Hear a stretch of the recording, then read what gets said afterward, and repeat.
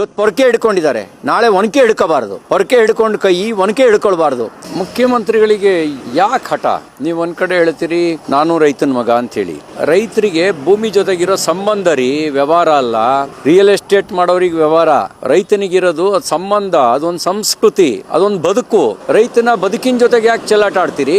ರೈತ ಇವತ್ತು ನಾನು ನೋಡಿದೆ, ಅವರ ಆಕ್ರೋಶವನ್ನ ಹೊರ ಹಾಕ್ತಿದ್ರು. ಈ ಆಕ್ರೋಶದ ಶಾಂಪಲ್ ತೋರಿಸಿದ್ದಾರೆ. ಅದು ಕಟ್ಟೆ ಹೊಡಿಯಕ್ ಬಿಡಬೇಡಿ. ಕಟ್ಟೆ ಹೊಡೆದ್ರೆ ಸರ್ಕಾರವೇ ಉಳಿಯಲ್ಲ. ರೈತರ ಆಕ್ರೋಶ ಕಟ್ಟೆ ಹೊಡೆದ್ರೆ ಯಾವ ಸರ್ಕಾರನೂ ಉಳಿಯಲ್ಲ. ಇಷ್ಟಾದ್ಮೇಲೂ ಕೂಡ ರೈತರ ಬದುಕಿನ ಸಮಾಧಿ ಮೇಲೆ ಬಿಡದಿ ಟೌನ್ಶಿಪ್ ಮಾಡ್ತೀವಿ ಅನ್ನುವಂತ ಹಠ ಯಾಕೆ ಹಠ?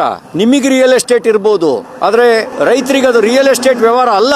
ಅವರಿಗೆ ಅದೊಂದು ಜೀವನ ಸಂಸ್ಕೃತಿ, ಒಂದು ಬದುಕು, ಭೂಮಿ ಜೊತೆಗೆ ಇರೋದು ಒಂದು ಸಂಬಂಧ. ಹಾಗಾಗಿ ಮುಖ್ಯಮಂತ್ರಿಗಳೇ ಹಠಮಾರಿ ಧೋರಣೆ ಬಿಡಿ.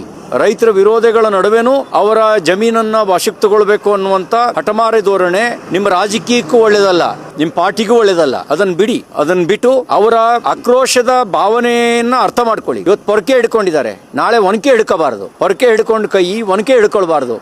ಇವತ್ತು ಪೊರಕೆ ಹಿಡ್ಕೊಳ್ಳೋತ್ತಿಗೆ ಪೊರಕೆ ಸೇವೆ ಆಗಿದೆ. ಒನಕೆ ಹಿಡ್ಕೊಂಡ್ರೆ ಏನಾಗ್ಬೋದು? ಒನಕೆ ಹಿಡ್ಕೊಂಡ್ರೆ ಒನಕೆ ಒಬ್ಬವ ಹೈದರಾಲಿ ಸೈನಿಕರಿಗೆ ಏನ್ ಮಾಡಿದ್ರು ಅಂತ ಗೊತ್ತಿದೆಯಲ್ಲ, ಅದಾಗಬಹುದು. ಅದಾಗಬಾರ್ದು ಅಂತಿದ್ರೆ ಹಠಮಾರಿ ಧೋರಣೆ ಬಿಟ್ಟು ರೈತರ ಭಾವನೆಗೆ ಸ್ಪಂದಿಸಿ ಅಂತ ಹೇಳಿ ಆಗ್ರಹ ಮಾಡ್ಲಿಕ್ಕೆ ಬಯಸ್ತೇನೆ.